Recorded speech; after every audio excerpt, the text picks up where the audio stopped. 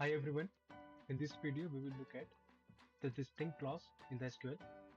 The distinct clause helps us to find the unique value in the dataset. As in this dataset, the orders table, we have different columns, and in this dataset we have a column of ship country, and we want to find out the unique countries in this table.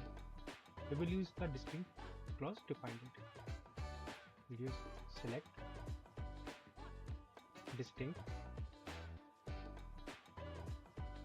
The column is ship country,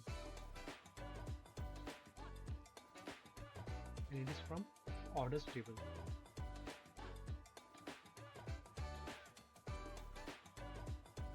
If we run this query, now we got the unique countries in the ship country column, and we have 21 countries.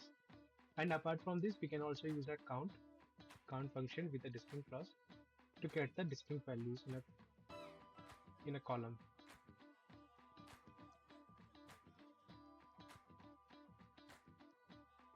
If we run this query, we got this statistical value, that is 21, that is representing that we have 21 unique values in this ship country. And so yes, that is what today's video. If you like this video, you can subscribe this channel. Thank you so much.